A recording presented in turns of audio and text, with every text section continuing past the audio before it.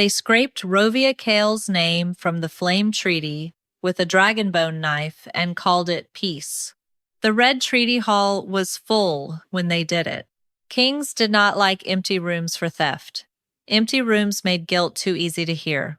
Dragon King Theron Veyr preferred witnesses tonight, border lords in iron-red cloaks, merchant houses wearing chains of polished emberstone, priests, scribes with silver ink bowls, and noblewomen arranged beneath the high windows like pale flowers growing in volcanic glass.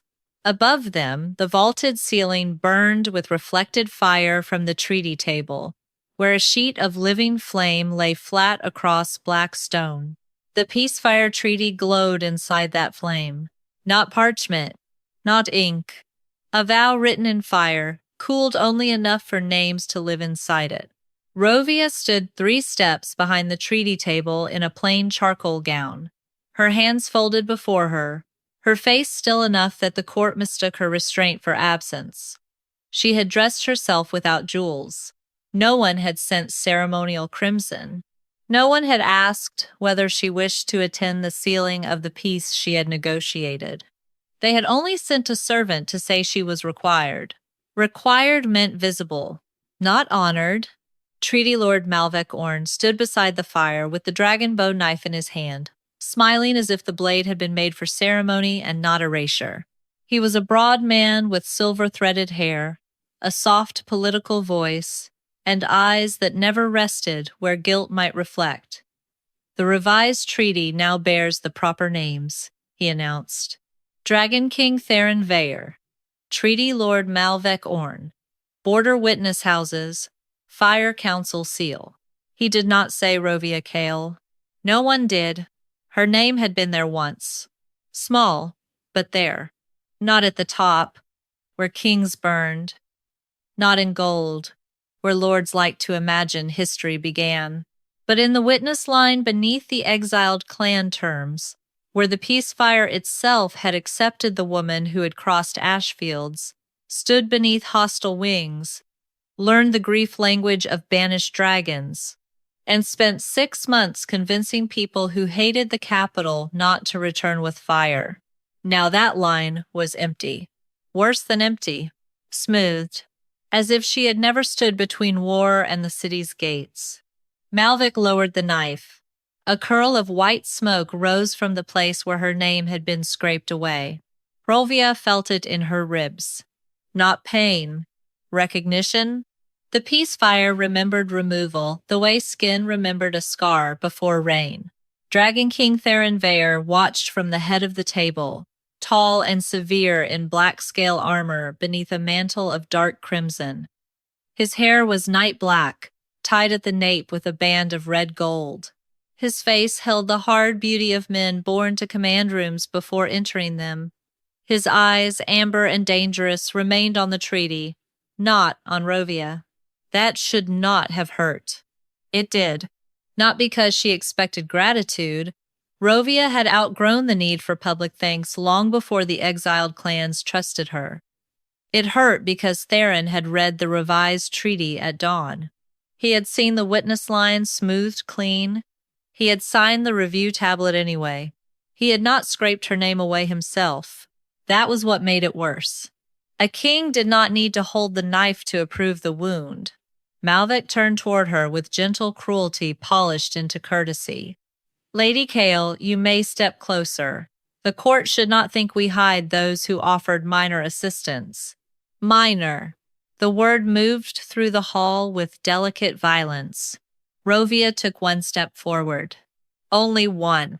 Enough to show she had heard. Not enough to obey fully. A few nobles noticed. Theron did too.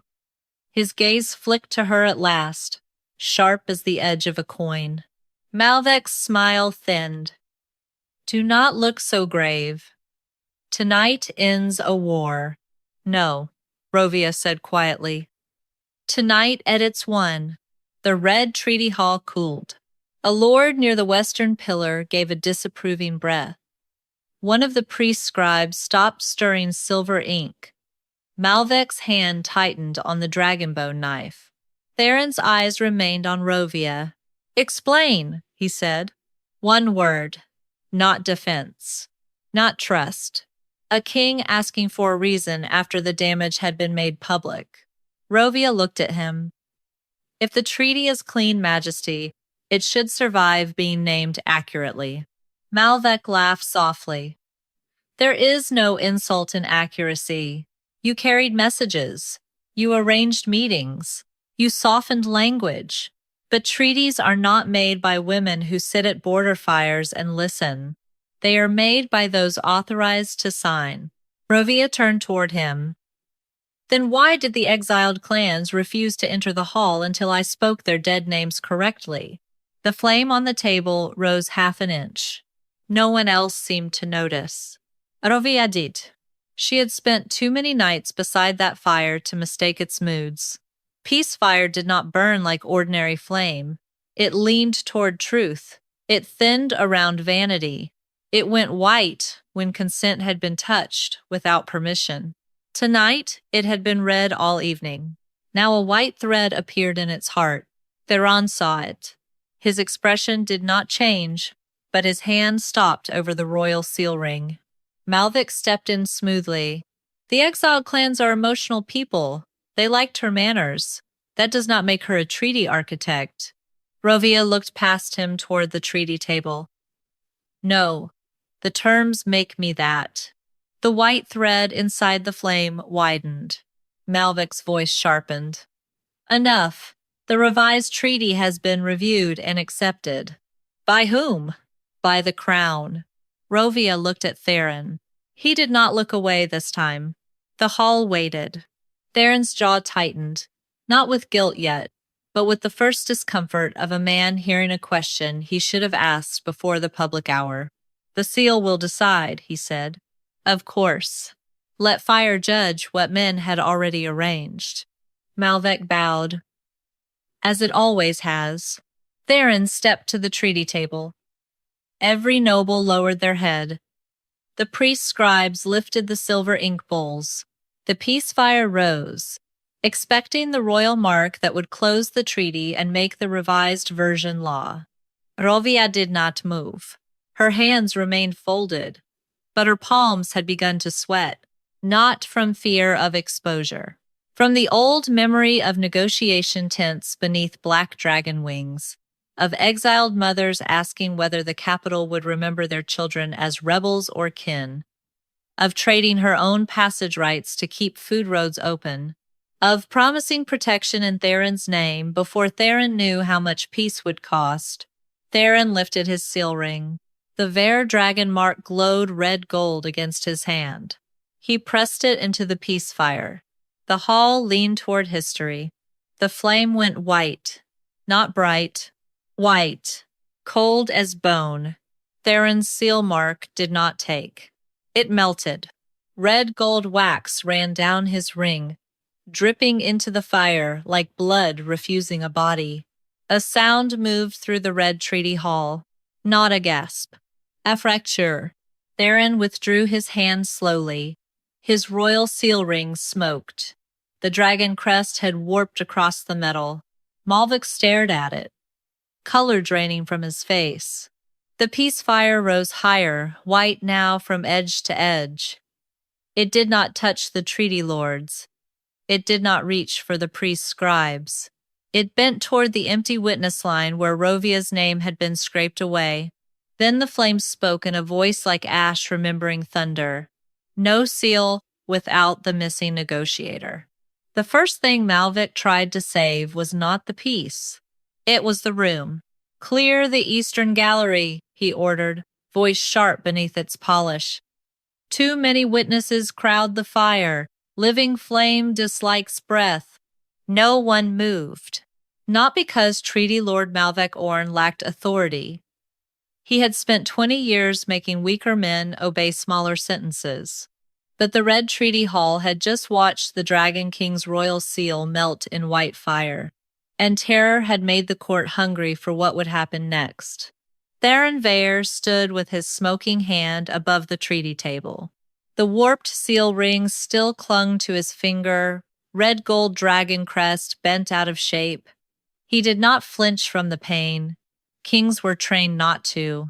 But Rhovia saw the thin line at his jaw, and the way his eyes had left the melted ring and fixed on the empty witness line. Where her name had been, the peace fire remained white, not hot. Accusing. Malvek stepped toward the table, careful not to come too close. Majesty, the fire has reacted to procedural confusion. The revised treaty omitted informal witness names to strengthen legal clarity. That is all. Rhovia looked at him. Legal clarity scraped a living name out of flame? His smile tightened.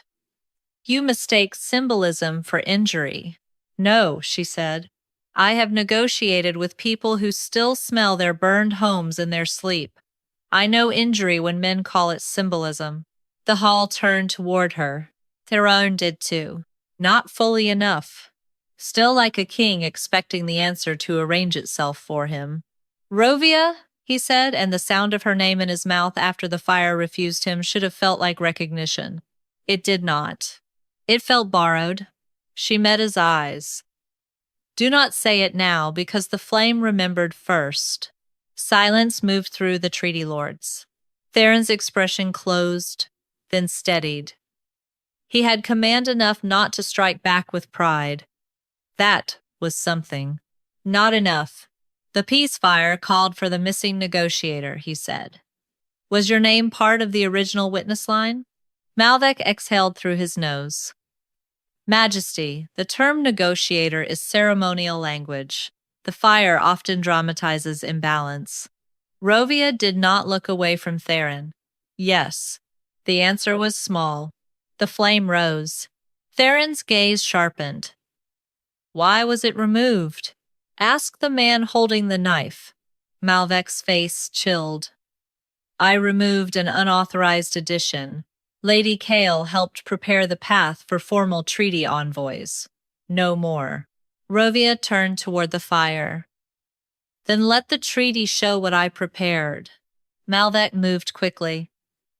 The revised treaty cannot be reopened after royal sealing has begun. It has not been sealed, she said. The king attempted seal, and the fire refused him.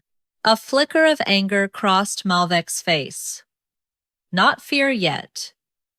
Anger came first in men who believed history belonged to their handwriting. Theron lowered his burned hand. Can the peace fire reopen the original terms? The prescribes looked at one another. Malvek answered before they could. Only if all living negotiators consent. Rhovia laughed once. It was not amusement.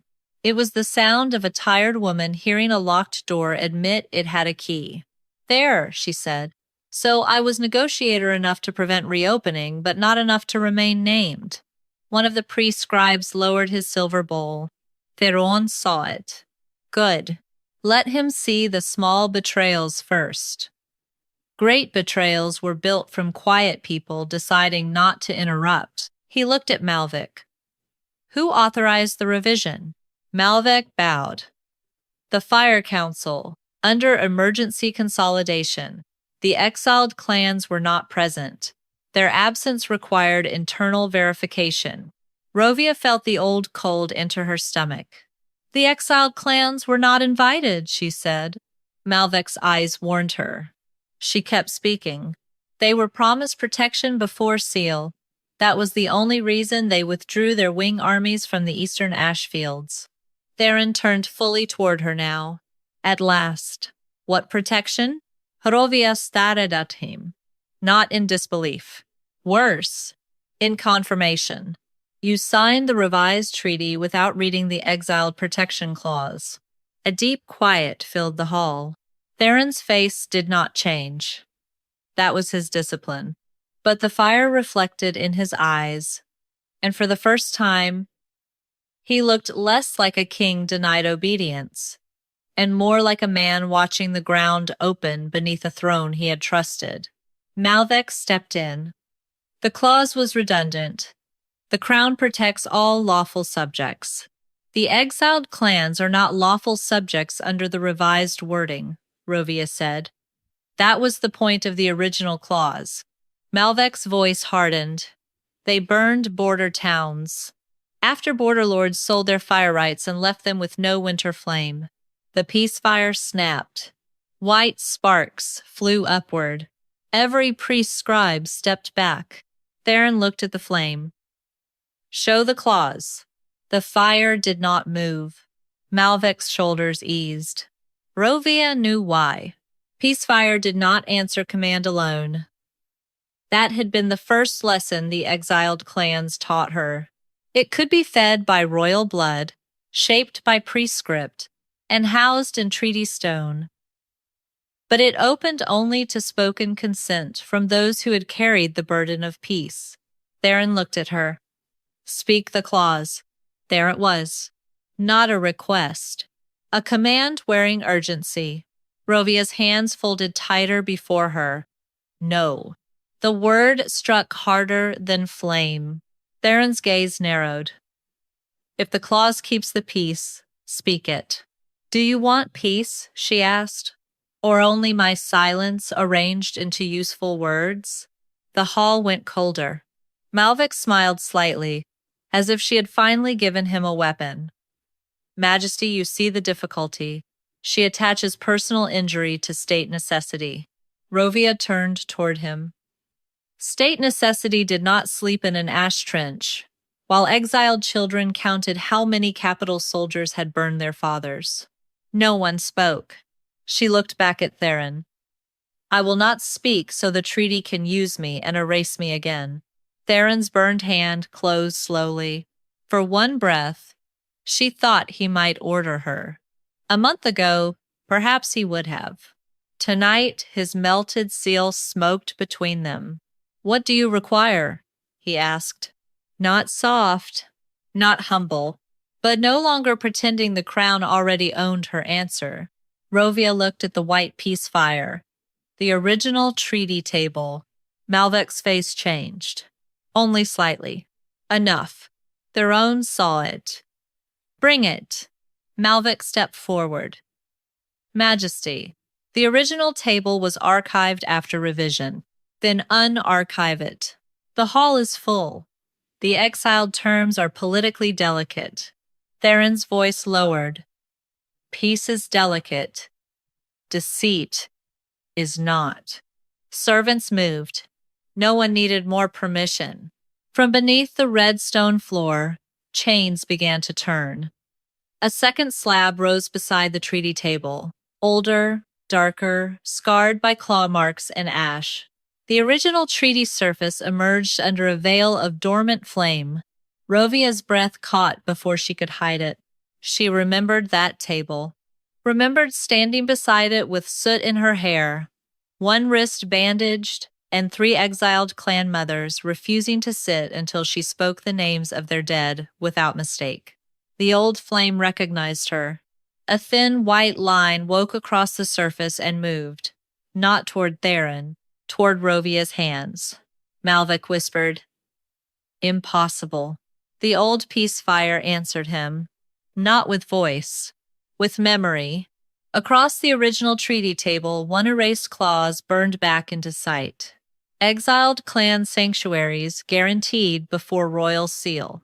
Then beneath it, darker, smaller, and far more dangerous, another line began to form. Border fire rights. The old treaty table stopped breathing. White fire pressed flat against the black stone, thin and strained, as if some unseen hand had forced it down before it could finish the accusation. The red treaty hall felt the pressure at once. Ember lamps dimmed along the pillars. The priest scribes froze above their silver ink bowls. Even the carved dragons along the ceiling seemed to fold their stone wings closer to the vault. Rhovia did not look at Malvec first. She looked at Theron. A king could miss one vanished name if every advisor polished the lie carefully enough. He could even miss one missing clause if it arrived dressed as emergency revision. But a king who watched sacred fire struggle to speak and still chose convenience over truth was no longer only deceived. He was helping the lie survive. Theron's face was hard as volcanic glass. His burned seal hand remained at his side, but the scent of scorched gold still lingered between them. "Why did it stop?" he asked. Malvik answered too quickly. "Because the old table is damaged. It was retired for a reason." Rhovia looked at the lowered flame. "It was retired because it remembered." Malvik's smile thinned.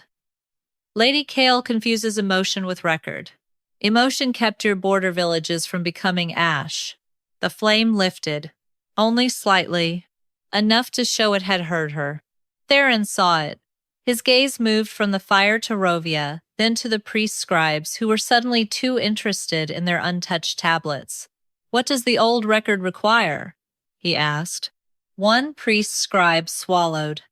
"Assent from crown, treaty witness, and wounded party, Majesty." Theron's eyes narrowed. "And who is the wounded party?" Rhovia felt the answer behind her teeth. The exiled clans, the burned border mothers, the children who had slept around cold stones after their winter fire was taken. Herself, though courts stopped listening when a woman named her own wound first. "The exiled clans," she said. Malvik's voice sharpened. "They are not present." "No," Rhovia said, "because you did not invite them." A quiet shock moved through the hall. Not moral outrage. Calculation. Every noble there was measuring how much guilt could be placed elsewhere, how much ignorance could still be worn without looking like consent. Theron turned to Malvik. "Were they required?" Malvik lifted both hands with weary patience. "Majesty, inviting exiled dragon clans into the Red Treaty Hall before royal seal would have been reckless. They attacked border holdings. They burned storehouses. They refused lawful summons for years. After their fire rights were sold," Rhovia said. Malvik looked at her with open warning now. "Accusation is not proof." "No," she said. "That is why you broke the proof." The old fire flickered. Theron's head turned slightly. "You said their fire rights were sold. By whom?" Malvik spoke before she could. "There were wartime transfers, emergency custodies. Border resources could not remain in rebel hands, while the crown fought to keep the roads open." Rhovia looked at the old treaty table. "Emergency custody does not make children freeze before the siege begins." The hall stilled. Theron heard the date hidden inside that sentence. "Before." Rhovia stepped toward the old table. The peace fire bent toward her, but did not touch. It knew distance. It knew consent. It had learned both in the ash tents, where peace had nearly failed every night. "I will speak one name," she said. Theron's gaze sharpened. Malvik went still. "Vaska Thornclaw," Rhovia said, "border mother of the Third Ash Ridge. She gave up vengeance when the capital promised sanctuary fire before winter." The old flame rose. Rhovia continued, voice steady, though the name scraped grief through her ribs. "Her eldest son, Oric, died holding the Western Food Road open so capital children would not starve during the siege. The revised treaty calls his clan unlawful." The peace fire surged. Across the old treaty table, the hidden sentence completed itself in white flame. "Border fire rights sold under orange seal." The Red Treaty Hall broke into whispers. Orange seal, border fire, sold, illegal, exiled clans. Malvik did not move. That was his first mistake. For one breath, his stillness was more damning than panic. Then he laughed softly, letting offense cover the pause. "My house administered emergency transfers during wartime," he said. "Every border resource was under review." The fire snapped. A second line burned beneath the first. Payment accepted before the ash-filled burnings. This time, no one whispered. Theron turned slowly toward him.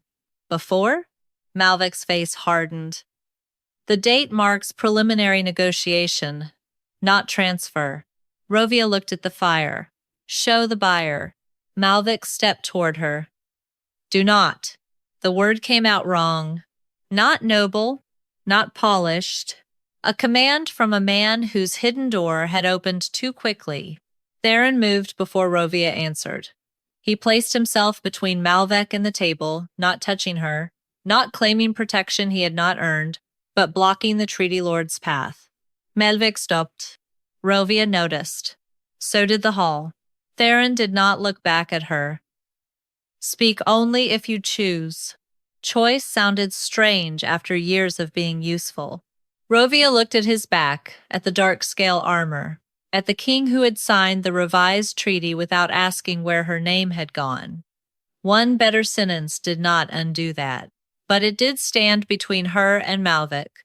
For now, I choose to ask, she said, not to save your seal, Majesty, to save what was promised. The peace fire accepted the distinction. White letters formed beneath the payment line. Border fire rights sold to House Orne before the Ashfield burnings. The hall recoiled from Malvec at last. Only a little, but enough. Malvec's face emptied of courtesy. Old fire can be fed lies by a bitter witness. Rhovia looked at him. Then why are you afraid of what it remembers? The old flame rose higher, and below the accusation, another line began to burn. The letters formed slowly, not like evidence now, but like a key turning in a locked door. Rhovia Cale holds, speaking right for the exiled clans until the silence after the unfinished line did not feel empty. It felt like a door had opened under the floor, and everyone in the Red Treaty Hall was waiting to learn who would fall first. White fire still crawled along the broken treaty table, slow and deliberate. It had named House Orne. It had named the sale. It had named the date before the Ashfield burnings. Now it burned beneath the final clause, reaching for words that had been scraped from the revised treaty because they carried too much cost. Theron stood between Rhovia and Malvec, but Rhovia did not mistake his body for absolution. He had blocked a knife. He had not yet repaired the hand that allowed the knife into ceremony. What is speaking right? Theron asked. The question was directed at the room, but his eyes were on Rhovia. A priest scribe opened his mouth. Rhovia answered first. It means the exiled clans do not accept this treaty unless I speak for them by choice. A lord near the western wall scoffed. No capital woman speaks for dragon exiles. No capital man bothered to learn their dead names, Rhovia said. The peace fire brightened. The lord lowered his eyes. Malvec recovered with a wounded smile. This is precisely the concern, Majesty. Lady Cale spent too long among hostile clans. Such people know how to make sympathy resemble loyalty. Rhovia looked at him. They know how betrayal smells before nobles finish perfuming it. The old flame lifted sharply, white and thin. Theron saw the fire answer her. So did the court. That was the danger now. Not that Rhovia had authority, but that the room could no longer pretend she did not. How did they grant you this right? Theron asked. Rhovia felt the scar in her left palm warm before she spoke. By ember oath. The priest scribes reacted at once. One made a warning sign above his ink bowl. Another whispered into his sleeve as if old law might overhear him and take offense. Malvec seized the room's fear. Forbidden exile magic. That alone makes the original witness line unlawful. Rhovia turned to him. You were present when the oath was taken. The hall stilled. It was not a loud accusation. That made it worse. Malvec's face did not change, but his eyes did. One flicker, one calculation made too quickly. Theron saw it. Not enough yet. But he saw. The peace fire rose from the cracked table and formed a memory above the flame. Ash tints under a black winter sky, exiled dragons standing in human shape with wings half-shadowed behind them, children sleeping near dying coals, and Rhovia kneeling before a bronze-scaled elder. while a coal-white ember hovered above her open palm. The court stared. They had imagined negotiation as ink and polite pressure.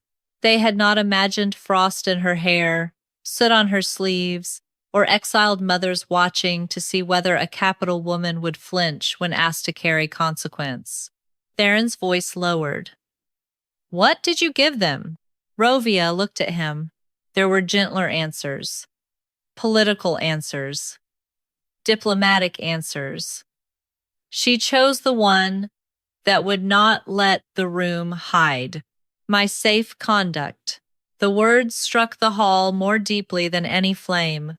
The exiled clans agreed to withdraw from the eastern ashfields only if someone from the capital remained answerable until sanctuary fires were delivered. Not a lord's promise, not a seal, a living oath holder. She held Theron's gaze. I gave them me. The peace fire bent toward her left hand. Her palm glowed faintly beneath the skin, not with power, but with proof. Malvik spoke quickly. A symbolic pledge. No, Rhovia said. If the crown breaks the sanctuary promise, the Ember Oath returns me to the exiled clans for judgment. The Red Treaty Hall broke into sound. This time no one mocked her. Safe conduct was not decoration. It meant the right to enter and leave, the right to stand under one's own roof, the right not to be claimed by a foreign court for a debt one's kingdom refused to pay. Theron stared at her as if the peace he had almost sealed had become a body in front of him. He had not known. That did not absolve him. It only measured how much he had failed to ask. You gave up your safety, he said, to keep your capital alive. The words landed cleanly. No ornament, no plea, no invitation to pity her. Malvik stepped between the wound and its effect. Majesty, this makes her a risk. If her body is tied to exile judgment, then she cannot leave this hall until the treaty is stabilized. Rhovia laughed once. Protection. The loveliest cage word. Theron's jaw tightened. This was the choice. Not love, not trust, not devotion. Only whether he would let the same men who erased her now imprison her for the cost they had hidden. No one confines her, he said. Malvik bowed slightly. Majesty, with respect, no one confines the only witness the peace fire will still hear. Rhovia looked away. There it was again. The witness. The usefulness. Not Rhovia. Theron saw the disappointment before she hit it. Something moved across his face. A brief cut of understanding that came too late and still did not vanish. The peace fire dimmed. Not in approval. In warning. From the cracked treaty table, a white ember rose into the air and shaped itself into a mark Rhovia knew from the ash camps. 3 curved strokes around a hollow center. A summons. Her blood went cold. The Ember Oath had felt the table break. Across the Red Mountains, beyond the ash fields, the exiled clans would know the treaty had been altered before sanctuary fires were delivered. Theron looked up. What is that? Rhovia's throat tightened. The exiled clans felt the breach.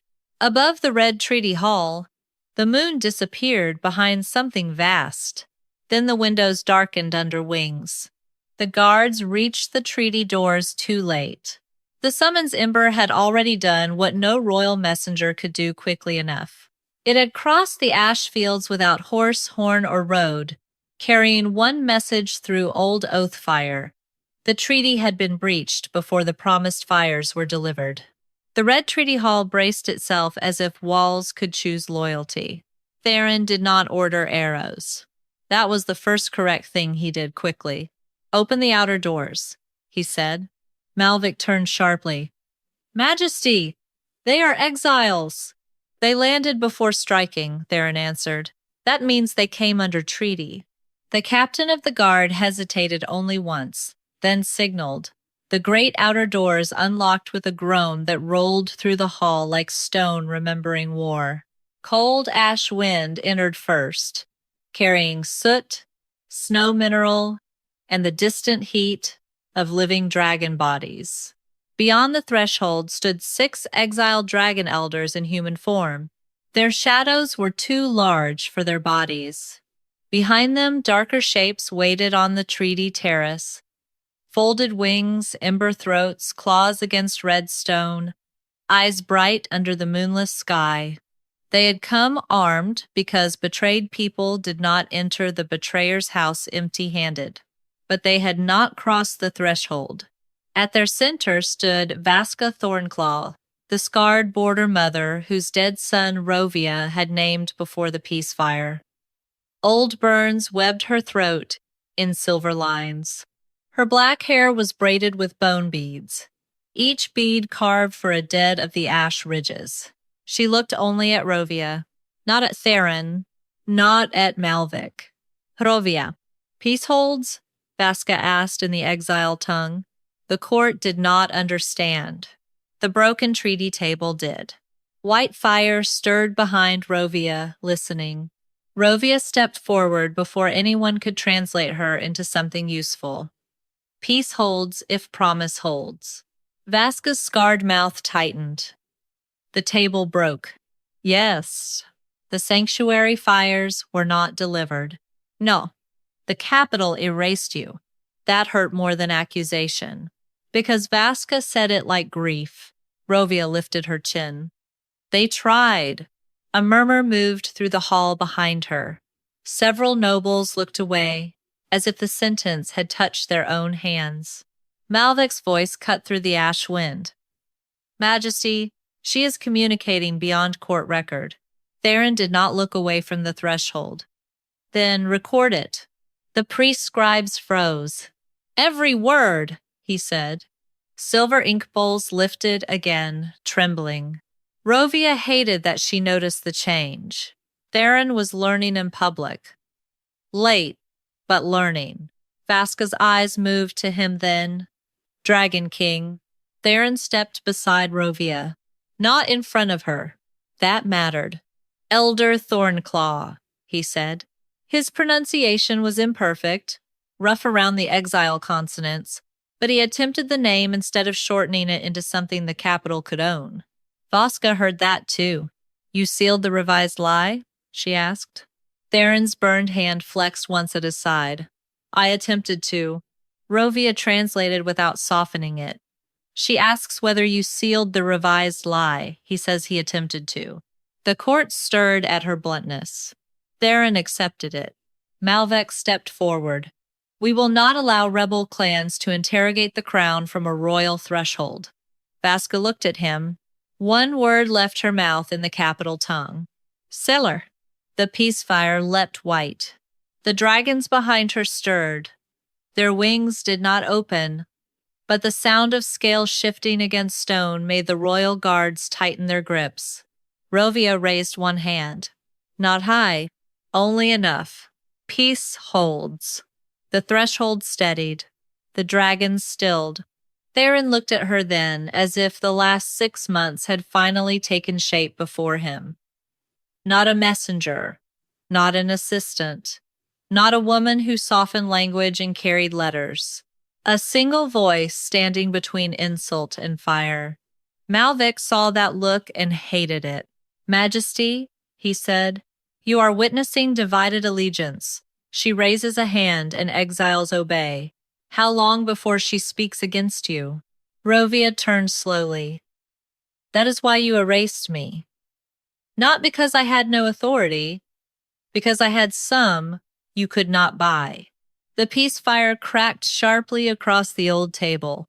Theron asked, what sanctuary fires were promised? Rhovia answered clearly. So every scribe had to write it. 7 winter fires, 3 border sanctuaries, protection for clan children born after the siege. Recognition that the Ash Ridge dead were not rebels under treaty law. Vaska added a low sentence in the exile tongue. Rhovia closed her eyes once, then translated, and return of the border fire rights sold before the burnings. The peace fire raced across the cracked table behind them. Its white flame shaped a new line, bright enough that even the nobles in the far galleries could read it. Return rites, or ember oath, falls due. Theron turned to Rhovia. Meaning? Vasca answered in the capital tongue, harsh and clear. If the crown keeps what was sold, Rhovia Cale returns with us for judgment. The hall turned to Rhovia. There it was. The cost they had hidden beneath revised wording. Not credit, not embarrassment. A woman's body placed as surety for a peace the crown had nearly betrayed. Malvik smiled. Not kindly, triumphantly. Then the matter is simple, he said. For the safety of the crown, Lady Cale must be detained before the exiles can claim her. Rhovia felt the trap close. If Theron detained her, the clans would call it treaty breach. If he released her without returning the fire, the Ember Oath could take her. If she stayed silent, Malvik would bury the illegal sale beneath fear. Theron looked at her. This time, his mask failed. Fear stood beneath it. Not for the throne. For hair. That made the moment more dangerous, because fear could become another cage if a king called it protection. Rhovia, he said quietly. She stopped him before softness could become command. Do not ask me to save your peace by surrendering myself. His jaw tightened. I was not going to. Then prove it before he teaches the room another word for prison. Theron turned toward Malvik. No one detains her. Malvik's smile faded. Theron's voice carried to the court, the terrace, and every wing outside. And no one claims her while I still have stolen fire to return. The peace fire bent toward him. Not accepting, listening. Then the broken treaty table wrote one more line. First sanctuary fire burns beneath the royal armory. No one in the Red Treaty Hall wanted to look downward. The royal armory lay beneath them, 7 locked floors below the treaty stones, where the crown kept flame lances, siege chains, dragon steel blades, and the furnace that warmed the king's armies through winter. Every noble in the hall had praised that armory. Every border lord had asked protection from it. Every merchant house had profited from the security it promised. Now the peace fire had pointed beneath their feet, not toward a battlefield, not toward an enemy, toward the crown's own hunger. Theron stood beside the cracked treaty table, his burned hand still marked by the melted royal seal. The white letters remained bright on the black stone, a downward accusation. His face did not change quickly. Kings were trained to receive disaster as if it were weather. But Rhovia saw the truth enter him in stages. First, disbelief, then calculation, then the colder understanding that his safety might have been built from someone else's stolen warmth. Malvik spoke first because guilt always hurried toward language. Majesty, the armory furnace is crown property. Whatever fire feeds it now has been under royal custody for 3 winters. Rhovia looked at him. A stolen child kept 3 winters in a noble house does not become noble property. The hall shifted. Malvik's eyes hardened. You compare fire to children because sentiment is your only weapon. Vasca Thornclaw answered from the threshold, her voice rough with old smoke. Our children slept without that fire. The exiled dragons behind her stirred. Heat gathered beyond the doors, not attacking yet, but remembering how quickly restraint could die. Rhovia lifted one hand without turning. Peace holds. The terrace stilled. Theron watched her small motion. It was not magic in the way courts like to fear. No light burst from her throat. No crown appeared over her brow. She simply held a wound open and kept other wounded people from turning it into flame. The cost of that restraint struck him visibly. Good, Lethit. He turned to the captain of the guard. Open the lower vault. Malvik stepped forward. Majesty, opening the armory before hostile witnesses is reckless. Theron looked at him. You were comfortable hiding hostile theft beneath it. The armory feeds the winter garrisons. If you disturb the furnace, border defenses weaken. Rhovia said, the borders weakened when their promised fires were sold. A merchant lord near the pillars swallowed. If the furnace is emptied, the southern roads may lose steel output before frost. Vaska's scarred mouth tightened. My people lost winter before frost. No one answered her. The floor beneath the treaty table unlocked with a sound like old bones turning. Red stone split in a clean circle and a stairway opened downward. Heat rose from below. Metal heat, war heat, furnace heat. Beneath it, softer and almost buried, came another scent. Cedar ash. Milk smoke.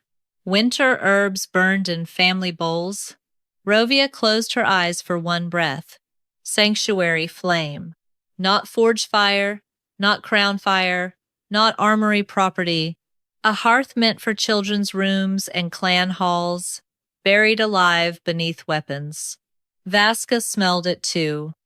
Her hands curled at her sides, and every dragon behind her seemed to lean toward the stair. Theron looked down into the vault. How much? Malvek lifted his chin. Enough to preserve your armies. Theron did not look away. How much? The broken treaty table answered before Malvek could shape another clean word. 7 sanctuary fires diverted. The sentence burned white. 7. All 7 promised winter fires. The hall did not whisper this time. The number was too simple to hide behind. Rhovia's left palm flared with sudden pain. The ember oath woke beneath her skin, bright enough to shine through her fingers. It had heard confirmation. It had heard debt. It had heard that the sanctuary promise was not merely delayed, but consumed. Theron turned toward her at once. He took one step, then stopped. Rhovia saw the restraint and hated that it mattered. A man did not become trustworthy because he learned not to touch pain he had ignored. But in a hall full of men reaching for her name, her voice, her usefulness, the stopped hand was not nothing. What happens if we return one tonight? He asked. The oath holds until dawn, Rhovia said. And after dawn? Then the rest must begin moving. Malvik gave a hard laugh. Begin moving? Majesty. She speaks as if royal logistics obey exile grief. You cannot empty the armory because a foreign oath burns in her hand. Rhovia turned to him. You emptied sanctuaries because profit burned in yours. The peace fire snapped. A white spark struck Malvik's sleeve and vanished, leaving a black mark in the shape of the orange seal. The court saw it. Malvik brushed at it, but the mark remained. Theron descended 3 steps into the vault stair. Red gold light rose over his black armor, making him look more dragon than king. Bring up the first sanctuary vessel. No, Rhovia said. He stopped. The entire hall turned to her. Theron looked back. No, you still think return begins when you order it moved. She stepped to the stair's edge. Heat brushed her face, but she did not retreat. That fire was not stolen by distance. It was stolen by consent being removed. It will not leave because a king commands it. Malvek seized the opening. You hear her? She places herself above the crown. Rhovia did not look at him. No. I placed the promise above the thief. The peace fire rose behind her, white and listening. Theron came back up the steps slowly. Then what does it require? There was the question he should have asked before his seal ever touched flame. Rhovia met his eyes. It requires me to speak by choice. His gaze dropped once to her burning hand. The oath is hurting you. Yes. If you speak, it slows. Yes. Then speak. No. The answer cut through him. She let it. If I speak now, the fire moves. Your armory breathes easier. Your court survives the night. And by dawn, men like Malvek will call the exiled clans unlawful again. Her voice stayed steady. I will not save your peace while leaving them unprotected. Theron's face tightened, not in anger, in recognition. What do you require? Written protection before this court. Sanctuary status restored.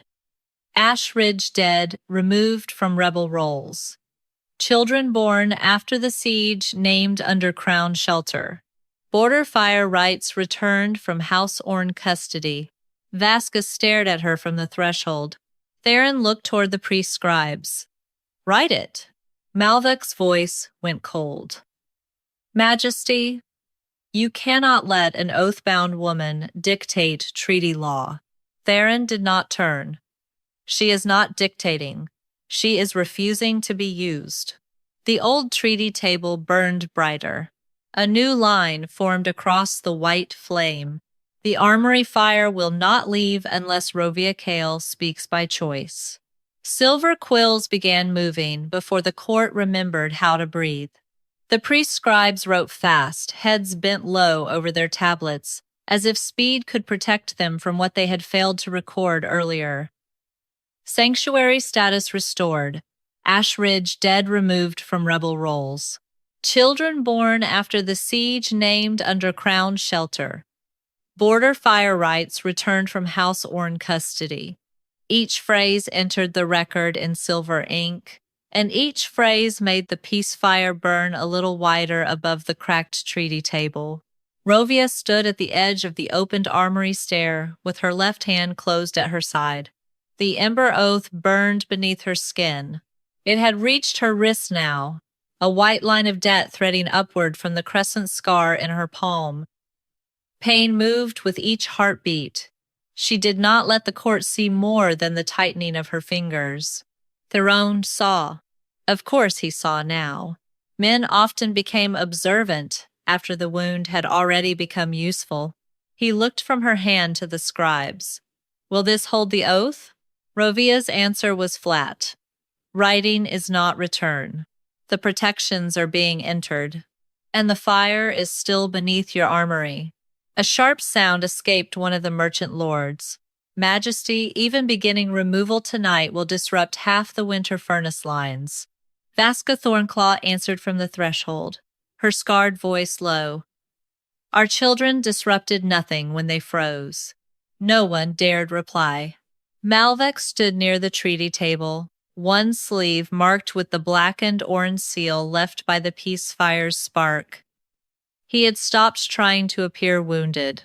Politeness had left him, and what remained was cleaner, calculation without perfume. Majesty, he said, consider what is being demanded.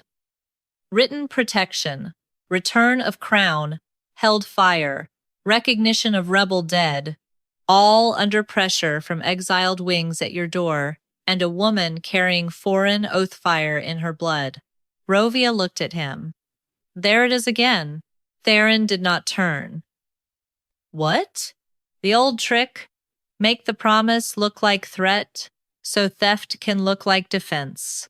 The peace fire leaned toward her. Malvec's mouth tightened. You think yourself very wise for a woman who gave another people claim over her body? I think I learned the cost of promises from people who had nothing left but whether a word could still be believed. The exiled dragons beyond the doors lowered their heads slightly, not in submission but recognition. Theron watched the movement. Rhovia saw the moment strike him. The court had spent the night calling her dangerous because the exiles listened when she spoke. But they listened because she had listened first, because she had stood inside their grief long enough to learn which words could keep fire from becoming vengeance. He turned to the scribes. Finish the protections. Malvec lifted his hand. The inner iron treaty doors crashed down. They fell from the ceiling like a mountain closing its jaw, slamming between the hall and the terrace with a force that shook sparks from every ember lamp. Spellglass burned red across their surface. Orange sigils locked one after another, crawling over the iron in sharp, ugly lines. The exiled clans were sealed outside. The court was sealed in. For half a breath, no one understood. Then Vasca struck the doors from the other side. Rhovia! Her voice rolled through the iron, not fully sound, not fully flame. Dragon shadows slammed against the red windows. Nobles screamed and stumbled away from the walls. Guards raised weapons they did not know where to point. Rhovia closed her burning hand tighter. Malvik lowered his arm with terrible calm. Emergency treaty containment, he said. Legal under Red Hall protocol when foreign influence threatens the crown. Theron turned on him. Open the doors. I cannot. You mean you will not? I mean the protocol requires the threat to be contained until the court decides whether Lady Cale speaks for peace or for the exiles. Rhovia looked at the sigils. So this was the true revision, not only the scraped name, not only the missing sanctuary clause, not only the stolen fire. A cage had been built into the hall itself. Waiting for the moment she refused to become useful on command. Theron's dragon shadow moved across the red stone floor behind him, long and dark under the white flame. Malvik saw it and smiled. Careful, Majesty. Break containment by force, and the record will show you chose an oath-bound woman over crown security. The court turned toward Theron. There it was. The choice, made clean and ugly. Rhovia felt the ember climb past her wrist. Pain blurred the red pillars and the white table flame, but she did not reach for him. She would not become another crisis he could solve while leaving the room that made the crisis intact. Theron looked at her. This time he did not ask her to speak. He turned to the broken treaty table. Red Hall Protocol, he said. Who authored this clause? No priest answered. The peace fire did. A line of white flame carved itself across the cracked stone. Containment written under orange seal after Rhovia Cale returned from the ash fields. The hall recoiled. Malvik's smile faltered. Rhovia felt the shape of it then. He had not feared her after the failed treaty.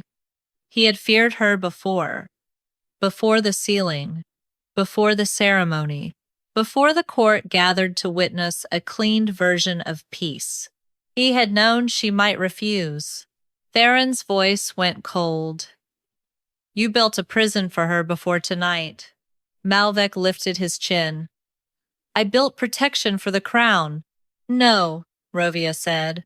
You built a room where my choice could be renamed threat. Theron removed the warped royal seal ring from his burned hand. The Veyr dragon crest was half melted from the peacefire's refusal, ruined but still royal. Malvik stepped back. Majesty, do not. Theron walked to the first Orn lock. Rhovia understood too late. A Dragon King seal could close law. A Dragon King's broken seal could break law that had used his crown falsely. Theron looked back at her through the firelit air. This will not buy forgiveness, he said. No, Rhovia answered. He nodded once. Then he shattered his own royal seal against the locked door. The red treaty hall rang like struck iron. White fire burst from the broken royal seal and ran across the Orn locks, one after another, clean and merciless. The red sigils tried to hold. They crawled over the iron doors like living wounds, tightening, flaring, burning brighter, as if law could become stronger simply by being cruel. Then the first lock split. The sound cut through every noble in the hall. The second lock followed, then the third. Outside, the exiled dragons struck the terrace stones, not attacking, but answering the fracture. Vasca's voice thundered through the spell glass. Rhovia! Rhovia stood with her burning hand closed against her side, watching Theron hold the ruined seal ring against the iron until the last Orn mark blackened and fell away in ash. His burned fingers bled. He did not stop. When the final lock broke, the inner treaty doors lifted halfway and stuck, trembling between open and shut. Cold ash wind rushed under them. Dragon heat met armory heat. The entire hall seemed to inhale both. Theron lowered his hand. The ring was gone. Only a warped strip of red gold remained in his palm. Malvik stared at it with fury that no longer had room for elegance. You have destroyed royal authority in front of hostile clans. Theron turned toward him. No, I destroyed the part of my authority you used as a cage. The peace fire rose behind Rhovia. It did not cheer. It witnessed. The doors groaned higher. Vasca stepped beneath them first, followed by two elders whose shadows dragged enormous wings across the floor. They did not rush to Rhovia. They did not seize her. They stopped at the threshold line, because treaty still mattered even when the crown had nearly broken it. That restraint shamed the room more deeply than attack would have. Rhovia looked at them and felt the ember in her arm pulse. It recognized the clans. It recognized the debt. It recognized that one fire still waited beneath the armory, not yet returned. The pain sharpened. Theron saw her fingers tighten. The protections are written, he said. Rhovia looked toward the prescribes. Read them. The eldest scribe lifted his tablet with shaking hands. Sanctuary status restored to the third ash ridge, the north basalt hollow, and the eastern red ravine. Ash ridge dead removed from rebel rolls. Children born after the siege protected under crown treaty shelter. Border fire rights returned from Houseorn custody and placed under joint crown clan witness until final redistribution. His voice thinned before the last phrase. Rhovia did not let him hide inside fear. Louder. The scribe swallowed and repeated it. This time, every word reached the open terrace. Vasca's face did not soften, but something behind her eyes loosened. Not trust. The first dangerous possibility of it. Theron turned to Rhovia. Is it enough for the first fire? No, she said. The hall flinched. Theron did not. He waited. Rhovia stepped toward the armory stair. Red heat rose from below, thick with metal and war. Under it, almost smothered, the sanctuary flame waited with its softer scent of cedar ash, milk smoke, and winter herbs. Written words are a door, Rhovia said. Someone still has to open it. Malvik laughed sharply. Listen to her. The king has broken his seal, restored clauses, and opened the hall, yet she still withholds. This is not peace. This is domination. Rhovia looked at him. No. This is what consent sounds like when you are not allowed to forge it. The peace fire burned white. Theron's gaze stayed on her face, not her burning hand. What must be done? She looked down into the armory stair. Royal claim must be released before witness, not as mercy, as correction. Theron faced the broken treaty table and the open doors. I, Theron Veyr, Dragon King of the Red Crown, release royal claim over the first sanctuary fire. It was taken into my armory under false revision. It returns to the exiled clans under the original Flame Treaty. The armory below shuddered, but the fire did not rise. Malvik's smile returned. Small, cruel. The furnace knows its use, he said. 3 winters of crown steel, 3 winters of royal breath. You may call it stolen, but it has learned where power lives. Rhovia closed her eyes. There it was again. The lie beneath every theft. That time could turn violation into ownership. She opened her eyes and stepped to the stair's edge. Theron moved as if to stop her, then caught himself. Good. Rhovia heard that restraint more clearly than any apology. She spoke into the dark below, not loudly, but with the same voice she had used in ash tents when grief had teeth. First sanctuary fire, she said. Return if you choose. No crown commands you, no orange seal owns you, no armory name can change the hearth that birthed you. Your children are waiting. For one breath, nothing moved. Then the furnace beneath the red treaty hall screamed. Nobles cried out. The priest-scribes dropped their silver quills.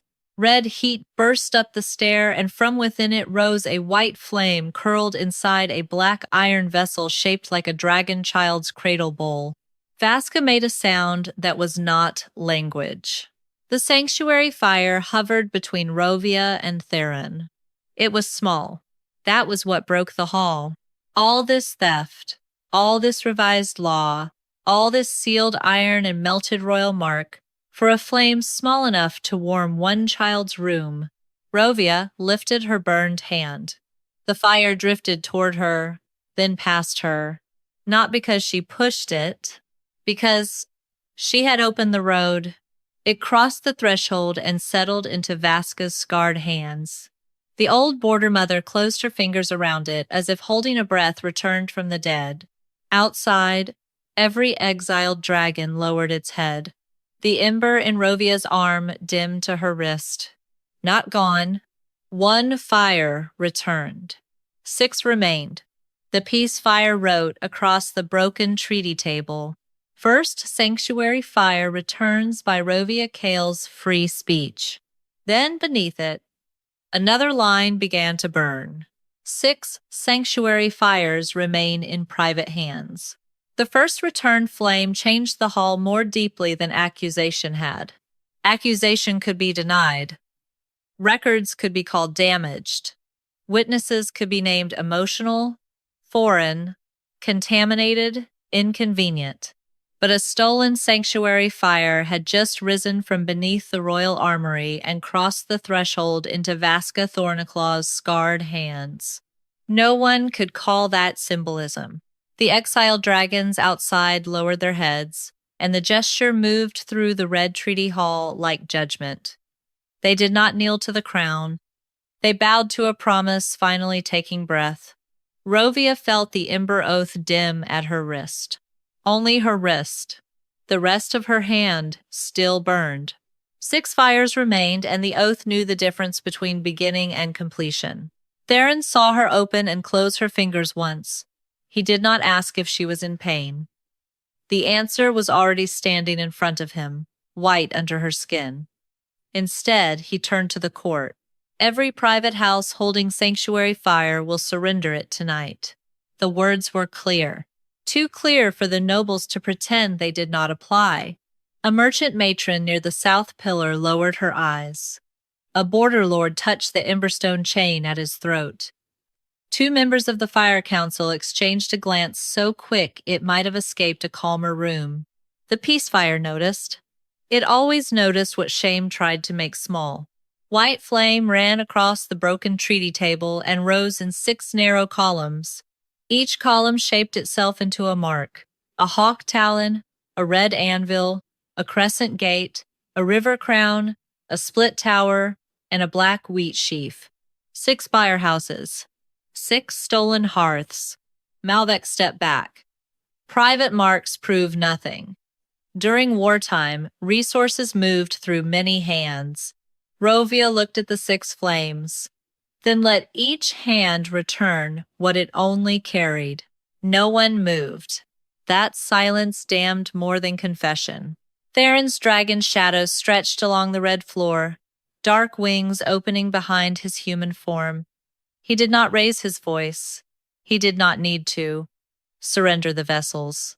The lord with the split tower mark spoke first, pale with offense. Majesty, my house purchased furnace rights lawfully through Orn custody. Vasca's hand tightened around the returned sanctuary flame. You purchased a child's winter. The lord flinched, but anger saved him from shame. My foundries supplied crown spearheads. Theron looked at him. Then the crown bought steel with stolen fire. The sentence cost him. Rhovia heard it. So did the hall. It was not enough to say Malvik had lied. Not enough to call House Orn corrupt and cast one man into iron. Theron had to name what his crown had enjoyed. Warm armories, stronger blades, winter garrisons. Safety made from someone else's cold. Malvik saw the danger and struck fast. Majesty, if you strip loyal houses tonight, you may keep the exiles calm and lose the capital by dawn. Theron turned to him. The capital is already endangered by your peace. My peace kept your throne standing. No, Rhovia said. It kept the truth kneeling. The peace fire flared. One by one, the 6 flame columns bent toward the nobles whose house marks they bore. Not burning them. Not yet. Only illuminating every face attached to the theft. The merchant matron with the river crown mark stepped forward first. Her voice shook. Our vessel is in the East Furnace Chapel.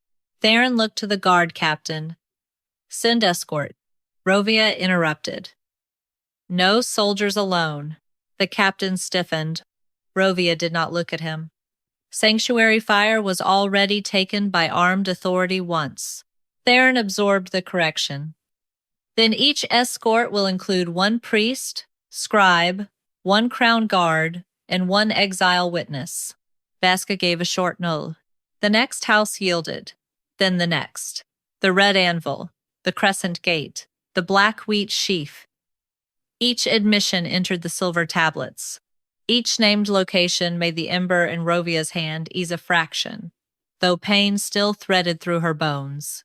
Malvik watched the room turn against him in pieces. Not all at once. Power rarely collapsed as cleanly as stories promised. It cracked first in small calculations. Who could survive him? Who could deny knowing? Who could offer fire fastest and call it loyalty? Then the peace fire reached for the dragonbone knife lying beside the broken table. The knife Malvik had used to scrape her name away. White flame wrapped the handle and lifted it into the air. Malvik's face changed. For the first time, fear stripped him bare. Do not touch that, he said. No one had moved. The peace fire split the dragonbone handle open. Inside, hidden beneath ceremonial carving, lay a rolled strip of flame-proof contract skin. It unfurled in the air, edges glowing white, ink dark as dried blood. Rhovia read the first line and felt the hull tilt. Not because it surprised her, because it confirmed the oldest cruelty of the night. Orn had not only sold the fire, he had sold the erasure. The contract named Rhovia Cale as informal intermediary, to be removed from final witness line to prevent exile leverage over border assets. It named the sanctuary clause as delayable. It named the buyer houses. It named Malvik's private fee. The court did not whisper. There was no language clean enough. Theron's voice dropped. You sold her silence. Malvik lifted his chin, cornered pride returning like a dying blade. I protected the realm from a woman who gave rebels leverage over the crown. Rhovia looked at him. No. You protected your buyers from the woman who could prove what they owed. The peace fire wrote above the contract. Malvik Horn broke the flame piece for private fire rights. The royal guard seized him. He did not beg. Men like Malvik believed begging belonged to those without vocabulary. He only looked at Theron and said, When winter bites, they will blame her. Theron did not look away. Then I will answer first. The guards dragged Malvik from the treaty table. Rhovia watched him go and felt no triumph, only exhaustion. The 6 flame columns still burned, each tied to a sanctuary not yet returned. Her hand still glowed. The peace fire turned from the buyer marks to the revised treaty, where the scraped witness line remained smooth and empty. Theron followed its gaze. Then Harris. Will you speak when the vessels arrive? He asked. Rhovia looked at the blank place where her name had been removed so men could inherit peace without cost. No, she said. Not while the treaty still lies about who carried it. The peace fire answered before he could. Restore the negotiator, or no peace shall seal. The empty witness line began to smoke. Not from heat, from refusal. The revised treaty lay inside the peace fire. smooth where Rhovia's name had been scraped away, bright where kings and lords still expected law to accept their signatures. The blank space did not look blank now. It looked wounded. It looked like a mouth held shut. Theron stood before it with no royal seal left on his hand. The broken ring was gone. The mark that had once closed Veyr law had shattered against Orn's containment locks. His burned fingers hung open at his side, and for the first time all night the Dragon King looked like a ruler without anything left to press into flame except his word. That was fitting. Rhovia looked at the scraped line. "Do not write me back as decoration." A priest scribe lowered his quill. "Lady Cale," she did not look at him. "Do not write witness if you mean servant. Do not write assistant if you mean the person who carried the oath. Do not write court envoy if you mean the woman you can erase again when the room grows expensive." The peace fire lifted. Theron looked at the scribe. "Write what she says." "No," Rhovia said. The hall stilled. She turned to Theron. "Do not make me dictate my own dignity so your court can pretend it was always willing." The words struck him harder than flame had. Good. Let them. For too long, men had asked her to provide the language that made their failures sound reparable. Theron faced the treaty table. His voice carried through the red treaty hall and out to the open terrace, where exiled dragons waited with one returned sanctuary fire cupped in Vasca Thornclaw's scarred hands. "Rhovia Cale," he said, was the principal negotiator of the original Flame Treaty, oath holder for the exiled clans, and speaking witness accepted by the peace fire. Her name was removed without her consent. The revised treaty is false until her standing is restored. The scribe wrote. This time, the words did not remain silver ink. They sank into the peace fire. The blank line trembled. Then Rhovia's name burned back into the treaty, not small, not hidden beneath lords, but in the place where the original witness clause had lived. Rhovia Cale, peace negotiator and ember oath holder. The hall did not applaud. It was better that way. Applause would have tried to make the wound festive. Rhovia breathed once, slowly. The ember in her wrist dimmed, but did not vanish. 6 fires still remained in private hands. Recognition was not returned. A name restored on flame could not warm a child beyond the ash ridge. Theron seemed to understand before she said it. He turned to the 6 spire houses marked by white flame. You will surrender the sanctuary vessels now, not after council review, not after winter inventory now. One by one, the private houses broke. Not nobly. Fear did most of the work. The river-crowned matron named her hidden furnace chapel. The split-tower lord gave up a vault beneath his western foundry. The red anvil house sent trembling servants with iron keys. The crescent gate, the black wheat sheaf, and the hawk talon yielded last, each with excuses that died before reaching the treaty table. Exile witnesses went with the guards. Priest scribes recorded each location. No private house was trusted alone with return. By the time the second sanctuary vessel entered the hall, Rhovia's arm had gone numb to the elbow. She did not sit, Vasca noticed. You have done enough. Rhovia looked at the old border mother. Not while the treaty still counts missing fires. Vasca's eyes softened with grief. Child, peace should not eat you. Rhovia almost smiled. Tell that to kings, Theron heard. He did not defend himself. That was wiser than apology. One by one, the sanctuary fires returned. White flames curled inside black iron vessels, each shaped for hearth, cradle, threshold, or winter bowl. They crossed the hall not toward Theron, not toward the crown, but toward the exiled elders whose clans had been promised warmth before surrender. With every fire received, the ember oath retreated down Rhovia's arm, from elbow to wrist, from wrist to palm, from palm to the crescent scar. When the seventh vessel arrived, the red treaty hall had gone utterly still. The final fire was the smallest. A pale flame in a cracked bowl, barely strong enough to hold its shape. Vasca made a sound when she saw it. Rhovia knew why. That fire belonged to children born after the siege. The claws Malvik had most wanted erased. The lives easiest to call future trouble, because they were too young to defend their own names. Rhovia spoke to it gently. Return if you choose. No crown commands you. No seller owns you. Your house is waiting. The small fire lifted. It drifted toward the terrace and settled into the hands of a young exile elder with tear-bright eyes. The ember scar in Rhovia's palm went dark. Not gone. Scars did not vanish because law finally admitted their cause. But the burning stopped.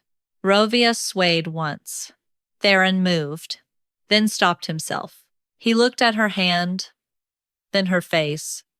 May I? The question was quiet, private enough to be human, public enough to matter. Rhovia studied him, the man who had signed without asking, the king who had nearly sealed a lie, the dragon who broke his own seal to open a cage.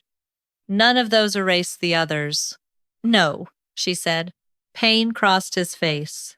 He accepted it. That mattered more than if he had touched her. The peace fire rose high above the treaty table.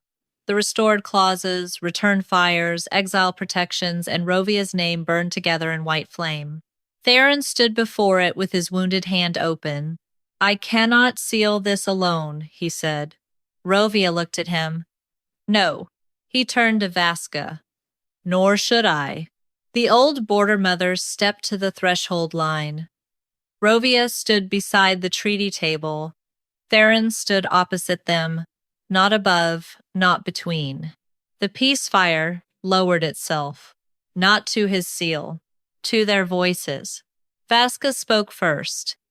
The exiled clans received the fires. Theron spoke next. The crown restores protection and returns the right sold under false custody. Then every eye turned to Rhovia.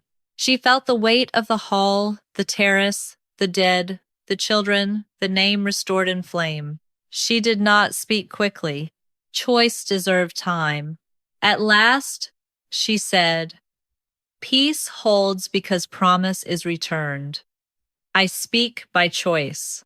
The peace fire turned white gold. The treaty sealed. Not with Theron's mark alone. With witness, with return, with consent. When the flames settled, no one dared stand where Rhovia had stood 3 steps behind the table. There was no such place in the treaty anymore. Theron looked at her across the dying white fire. I asked you to save peace. Yes, Rhovia said. I should have asked who had already paid for it. She held his gaze. Yes. He bowed his head, not as king to subject, but as a man before the cost he had failed to see. Then I will spend the rest of my reign making sure no treaty in my hall is sealed over a missing name again. Rhovia did not forgive him, but she did not look away. Beyond the doors, 7 sanctuary fires burned in exile hands. Above the red treaty hall, the first pale ash of dawn touched the dragon wings waiting in peace. And inside the treaty flame, Rhovia Cale's name burned where no knife could reach it.